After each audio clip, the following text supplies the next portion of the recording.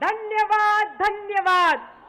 भारत माता की, भारत माता की, भारत माता की।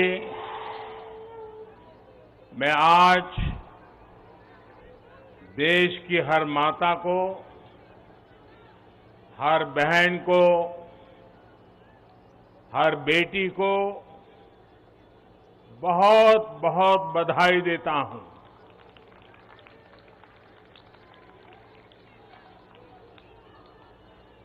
कल और परसों 20 और 21 सितंबर को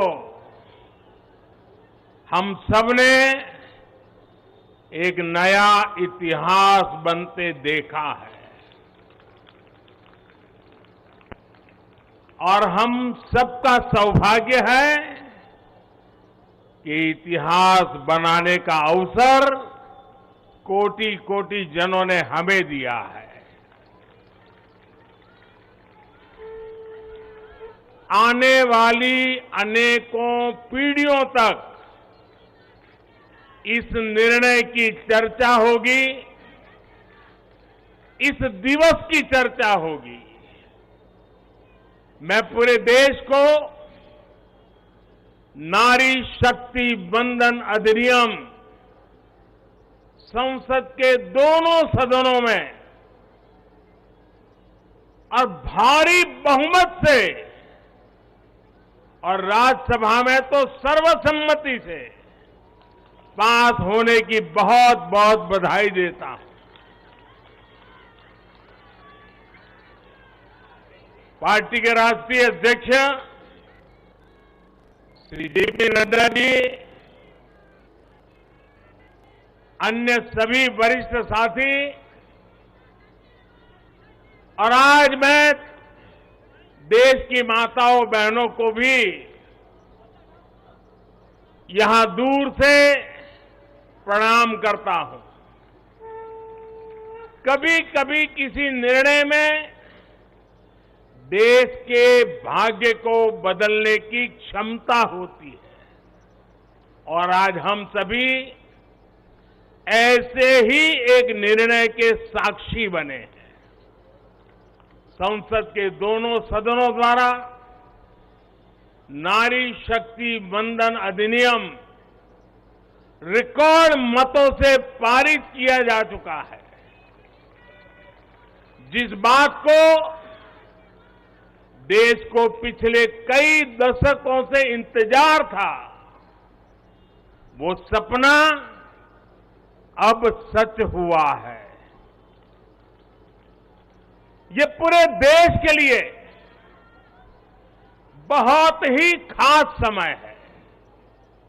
ये भाजपा के हर एक कार्यकर्ता के लिए भी बेहद खास दिन है। आज हर नारी का आत्मविश्वास, हर नारी का आत्मविश्वास आसमान छू रहा है।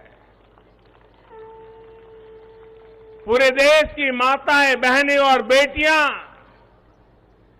आज खुशी मना रही हैं, हम सबको आशीर्वाद दे रही है। साथियों, कोटि कोटि माताओं बहनों के सपने को पूरा करने का सौभाग्य हमारी भाजपा सरकार को मिला है और इसलिए राष्ट्र को सर्वप्रथम मानकर चलने वाली पार्टी के रूप में, भाजपा कार्यकर्ता के रूप में, मैं एक जिम्मेदार नागरिक के रूप में, ये हमारे लिए बहुत बड़ा दिन होने का गर्व अनुभव कर रहे हैं। नारी शक्ति वंदन अधिनियम ये कोई सामान्य कानून नहीं है। ये नए भारत की नई लोकतांत्रिक प्रतिबद्धता का उद्घोष है। ये अमृतकाल में सबका प्रयास से विकसित भारत के निर्माण की तरफ बहुत बड़ा बहुत मजबूत कदम है। महिलाओं का जीवन स्तर सुधारने के लिए, क्वालिटी ऑफ लाइफ बेहतर करने के लिए विमेन लेड डेवलपमेंट का नया युग देश में लाने की जो गारंटी मोदी ने दी थी, ये उसका प्रत्यक्ष प्रमाण है। मेरे देश की हर माता, बहन और बेटी को नारी शक्ति वंदन अधिनियम के लिए मैं फिर से बहुत बहुत बधाई देता हूं। मेरे परिवारजनों, लोकतंत्र में महिलाओं के लिए इस कानून से बीजेपी महिलाओं की भागीदारी से के लिए 3 दशक से प्रयास कर रही थी। यह हमारा कमिटमेंट था और आज हमने उसे पूरा कर दिया है।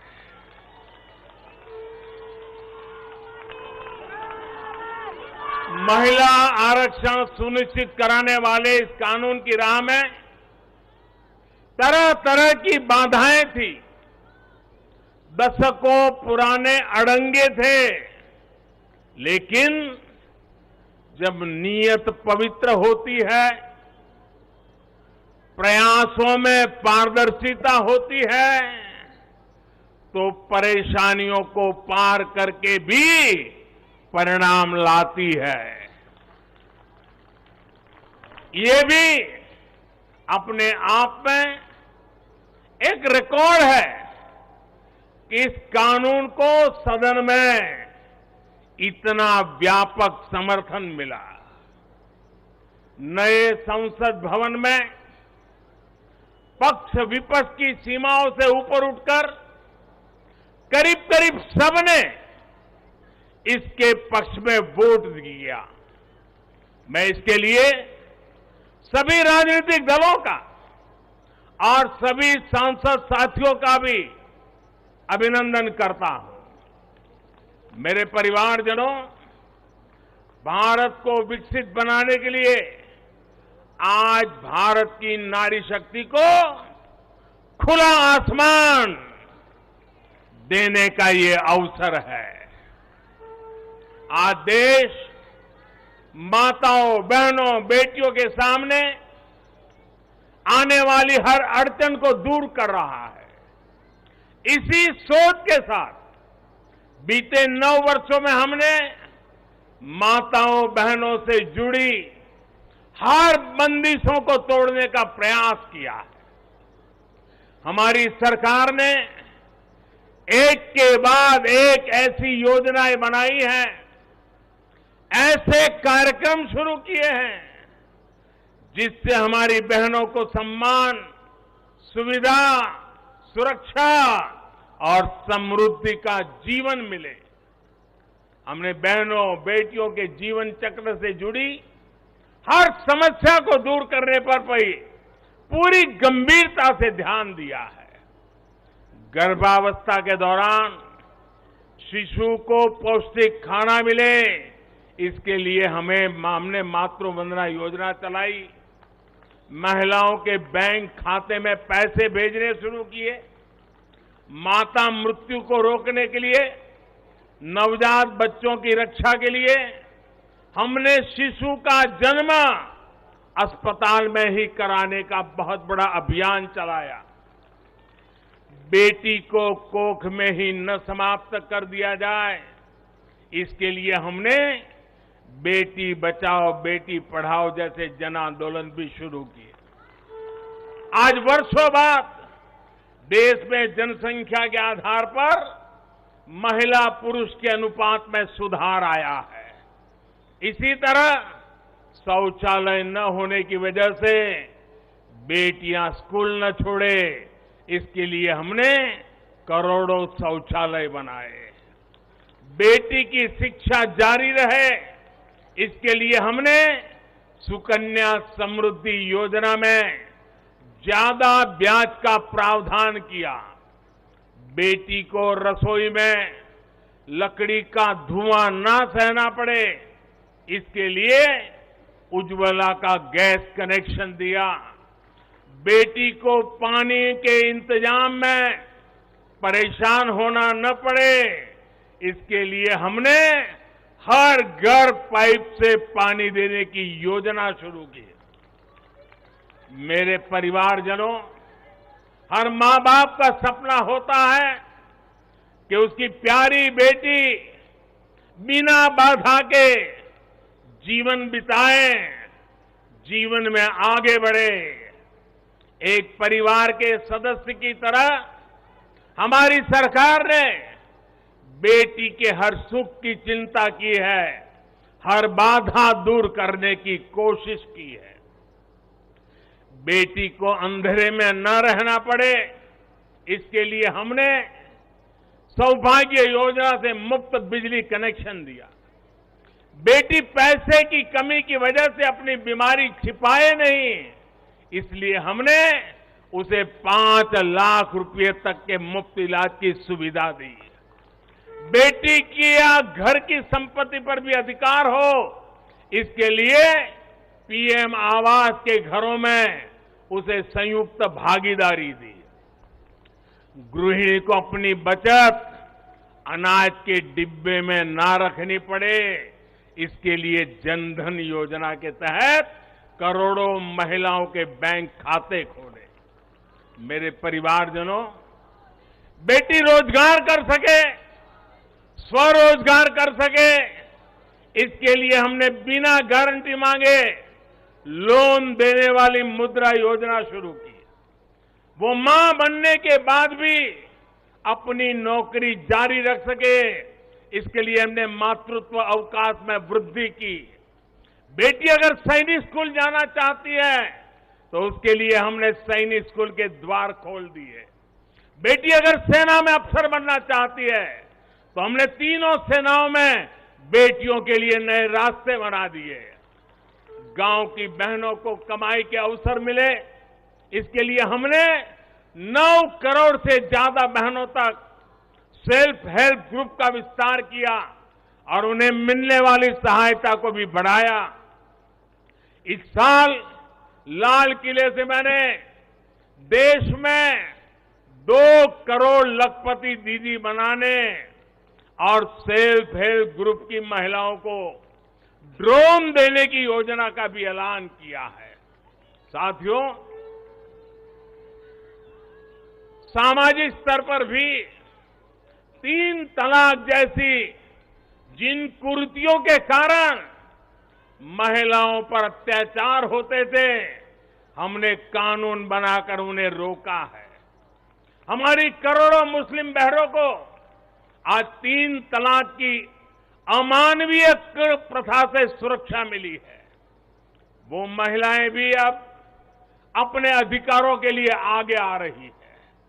मेरे प्यारे परिवारजन, महिला आरक्षण के लिए इतने दशकों से कोशिश तो हो रही थी, लेकिन मैं आपसे जानना चाहता हूं, 3 दशक से बात हो रही थी, नहीं हो पा रहा था, आज ये संभव हुआ है। मैं जरा आपसे पूछना चाहता हूं, ये संभव कैसे हो पाया? ये कैसे संभव हो पाया? ये कैसे संभव हो पाया?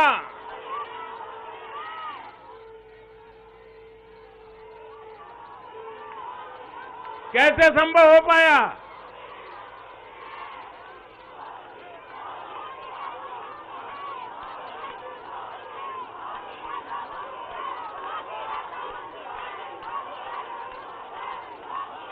अब मैं आपके जवाब को जरा ठीक करता हूं। ये मोदी ने नहीं, ये आपने किया है, करोड़ों देशवासियों ने किया है। और ये कैसे किया है? उसका एक सबसे बड़ा कारण है देश की जनता ने, देश के मतदाताओं ने, विशेष करके मेरी माताओं बहनों ने वोट देकर के एक पूर्ण बहुमत वाली मजबूत और स्थिर बनाई सरकार बनाई। और उसी का कारण है आपने जो सरकार को मजबूती दी, आपने जो सरकार को बहुमत दिया, उसी की ताकत है कि आज ये सरकार फैसले भी ले पा रही है और संसद में जाकर के 30 साल से लटके हुए काम को भी पूरा कर पा रही है। और इसलिए दोनों सदनों में इस प्रकार से पास होना इस बात का साक्षी है कि पूर्ण बहुमत वाली स्थिर सरकार होती है तो देश कैसे बड़े फैसले लेता है, कैसे पड़ावों को पार करता है। जब देश में पूर्ण बहुमत वाली सरकार आई तो इतना बड़ा काम हो पाया। हमने महिला हित में हर स्तर पर फैसले लिए, किसी के राजनीतिक स्वार्थ को महिला आरक्षण के सामने दीवार नहीं बनने दिया। जबकि इससे पहले जब भी ये बिल संसद में आए, लीपापोती हुई, सिर्फ नाम दर्ज कराएगी, ये निष्ठापूर्वक कभी प्रयास नहीं हुआ और बवाल हुई, नारी का अपमान करने का भी प्रयास किया गया। मैं तो कल भी, सबने वोट तो दिया, लेकिन कुछ लोगों को इसमें तकलीफ थी कि नारी शक्ति वंदना शब्द क्यों लाए हो। क्या इस देश की नारी को वंदन करना चाहिए कि नहीं करना चाहिए? क्या माताओं बहनों को प्रणाम करना चाहिए कि नहीं बहना चाहिए? क्या माताओं बहनों का गौरव सम्मान बनाना चाहिए कि नहीं बनाना चाहिए? क्या हम पुरुषों को इतना अहंकार आ जाए, हमारी राजनीतिक विचारधारा को इतना अहंकार आ जाए कि हम नारी शक्ति की वंदना शब्द का प्रयोग करें तो भी किसी के पेट में चूहे दौड़ने लग जाएं? लेकिन अब आप जब देश में पूर्ण बहुमत की स्थिर सरकार है तो महिला आरक्षण बिल, नारी शक्ति वंदन अधिनियम एक सच्चाई बन गया है। इस कानून ने फिर साबित किया है कि देश को आगे ले जाने के लिए, इस कानून ने सिद्ध कर दिया है, देश को आगे ले जाने के लिए पूर्ण बहुमत वाली सरकार, मजबूत सरकार, निर्णायक सरकार, ये बहुत ही आवश्यक है। मेरे परिवारजनों, मैं लगातार महिलाओं को आगे बढ़ाने की बात करता हूं, उनके विकास को केंद्र में रखकर नीतियों की बात करता हूं। ऐसा इसलिए क्योंकि मैंने महिलाओं के नेतृत्व को, उनके सामर्थ्य को, उनकी रिजल्ट देने की काबिलियत को देखा है। मैं वर्षों तक गुजरात में मुख्यमंत्री रहा। मेरे अपने अनुभव है कि जब मातृशक्ति को काम मिलता है तो कैसे परिणाम देती है। हमने गुजरात में समृद्ध ग्राम की योजना बनाई थी और उसमें एक विशेषता थी कि जहां पर गांव के प्रधान के रूप में महिला के लिए आरक्षण है, वो सीट रिजर्व है, अगर उस गांव के सब लोग मिलकर के निर्विरोध उसको चुनते हैं और सभी पुरुष अपने आप को विड्रॉ करके सारे मेंबर महिला, 100% महिला मेंबर, उनको मैं समरस ग्राम पंचायत कहता था। और गुजरात में हजारों ऐसी पंचायतें बनी थी जिसमें एक भी पुरुष सदस्य नहीं था, 100% महिला सदस्य थी और उत्तम से उत्तम विकास के काम उन्होंने करके दिखाया था। साथियों, महिलाओं की शक्ति, उनकी सोच क्या होती है, इसके मेरे पास अनेक उदाहरण हैं। गुजरात में तो मैंने बार बार इस सामर्थ्य को देखा था। मैं नया नया मुख्यमंत्री बना था तो एक गांव की महिलाओं ने मेरा समय मांगा। वो गांव के चुने हुए लोग थे, तो बोले सब महिलाएं मिलना चाहती हैं। तो मैंने कहा भाई मैं नया था, अभी तो मुझे 6 महीने भी नहीं हुए थे। तो मैंने कहा काम क्या है, आप ग्रामीण विकास मंत्रालय को मिलिए, फलाने को मिलिए। नहीं बोले साहब उनका तो आग्रह है, वो आपको मिलना चाहते हैं। वो गांव की माताएं बहनें थी। मैंने कहा अच्छा भाई एक दिन बुला लेना, मैं मिल लूंगा। वो मिलने आई, 8-10 महिलाएं थी और उसमें सबसे ज्यादा पढ़ी लिखी जो बहन थी वो शायद 7वीं 8वीं कक्षा तक पढ़ी लिखी थी। तो मिलने आई, बोले हमारे गांव ने तय किया है कि एक भी पुरुष मेंबर नहीं होगा, सबकी सब महिला मेंबर होगी और इस बार गांव की प्रधान भी महिला होगी। तो मैंने उनको पूछा अच्छा इतना बड़ा आपको अवसर मिला है। अच्छा जब समय मांगा तो मुझे लगा कि शायद वो कुछ पैसों के लिए आएंगे, कुछ योजना लेने के लिए आएंगे। तो मैंने उनसे पूछा कि आपकी क्या अपेक्षा है और आप क्या करना चाहती है।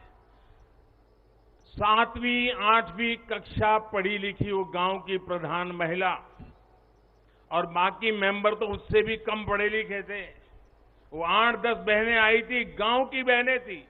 पहली बार गांधीनगर देखा था।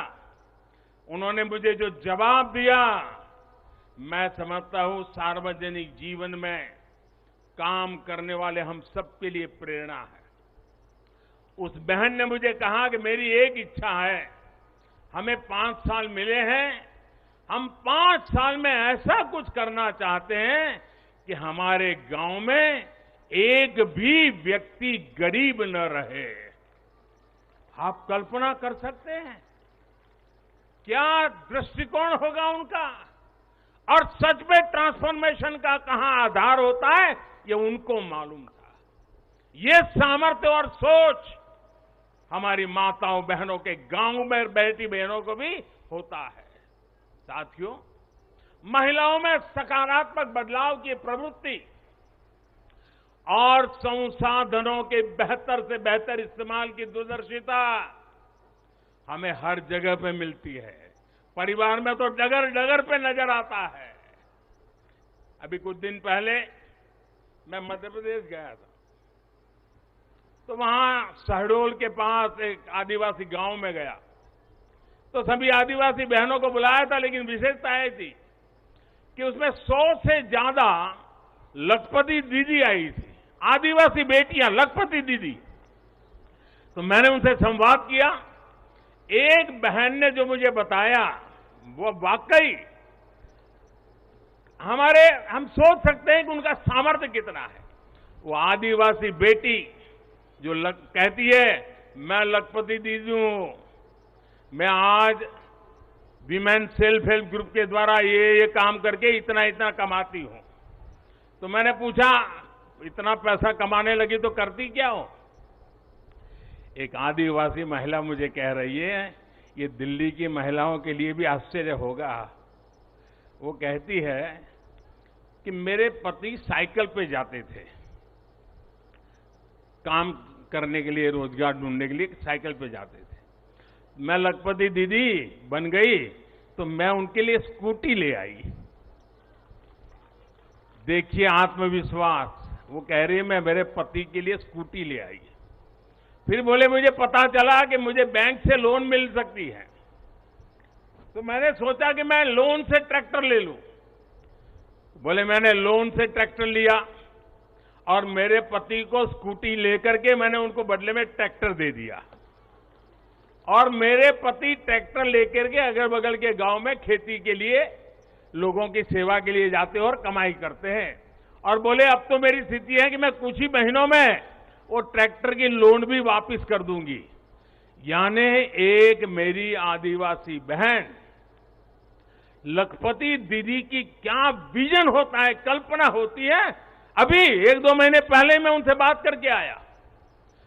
साथियों, मुझे कहना यही है कि नारी शक्ति मंदन अधिनियम देश के भाग्य को बदलने का काम करेगा। और उसके पीछे मेरा जो ये अनुभव है, इसके कारण मेरा विश्वास अनेक गुना बढ़ गया है। नारी जब कोई भी जिम्मेदारी संभालती है तो उस संकल्प को सिद्ध तक ले जाने के लिए वो जी जान से जुट जाती है। इस कानून का सबसे बड़ा लाभ ये होगा कि ये कानून देश की नारी शक्ति में बहुत बड़ा विश्वास पैदा करेगा। देश के लिए काम करने का जज्बा, भारत को आगे बढ़ाने की जो शक्ति है वो कई गुना बढ़ जाएगी। आप गुजरात के डेयरी उद्योग को मैं भली बात ही जानता हूं। ये अमूल वगैरह इतने बड़े बड़े नाम सुनते हैं ना, उसके मूल में सभी महिलाएं हैं जो पशुपालन का काम करती है, दूध के व्यापार का काम करती है, और आज डेयरी को अरबों खरबों का व्यापार उन्होंने बना दिया है।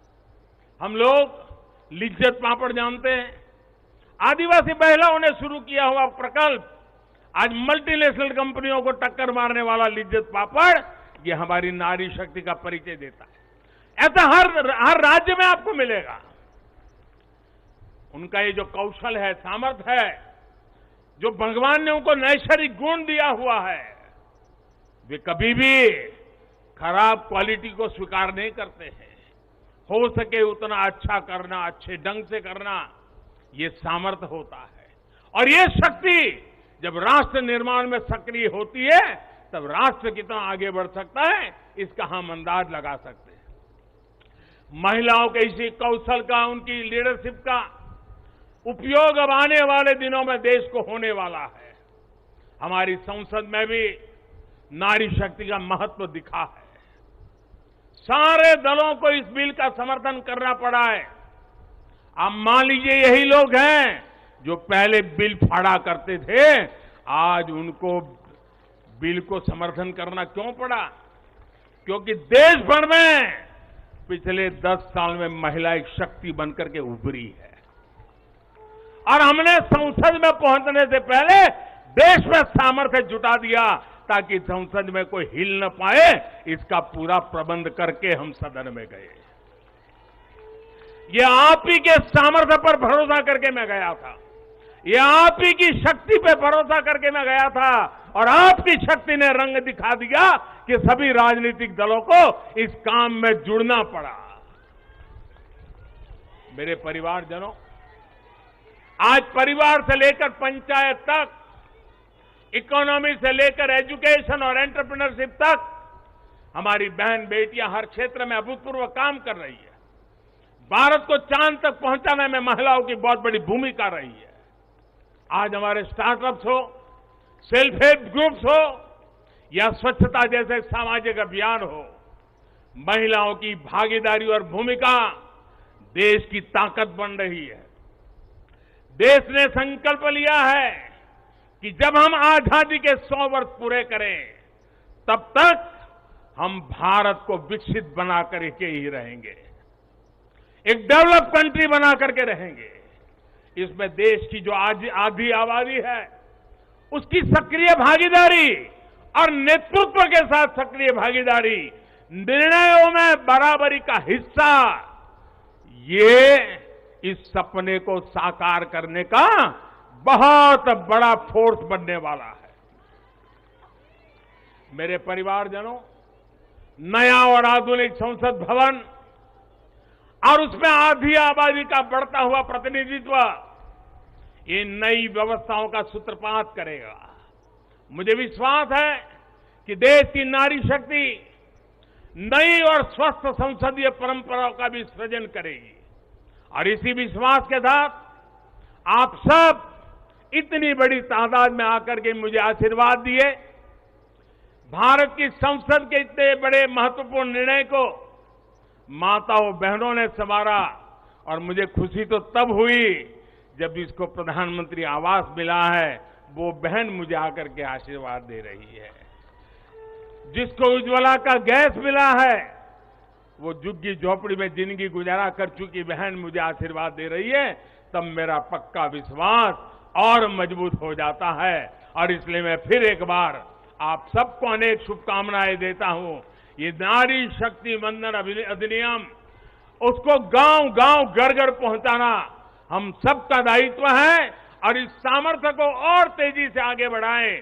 इसी एक अपेक्षा के साथ सभी माताओं बहनों को प्रणाम करते हुए मेरी वाणी को विराम देता हूं। मेरे साथ पूरी शक्ति से बोलिए, भारत माता की। आवाज पूरी दिल्ली में गूंजनी चाहिए, भारत माता की, भारत माता की, भारत माता की। बहुत बहुत धन्यवाद। बहुत बहुत धन्यवाद माननीय प्रधानमंत्री जी। हम पुनः अभिनंदन करें कि उन्होंने हमारे आमंत्रण को स्वीकार करे और हमारे बीच में वो उपस्थित हुए। धन्यवाद, धन्यवाद, धन्यवाद, धन्यवाद।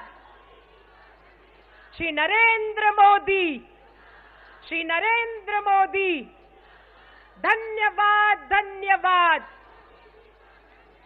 धन्यवाद, धन्यवाद। श्री नरेंद्र मोदी, श्री नरेंद्र मोदी। मोदी है तो, मोदी है तो, मोदी है तो। धन्यवाद, धन्यवाद, धन्यवाद, धन्यवाद। मैं सभी का बहुत बहुत धन्यवाद देती हूं। हमारे राष्ट्रीय अध्यक्ष, हमारी मंचासीन सभी विभूतियां, हमारे यहाँ पर उपस्थित सभी बहनें और सभी मीडिया के साथियों का आभार व्यक्त करती हूं। बहुत बहुत धन्यवाद। जय हिंद, जय भारत।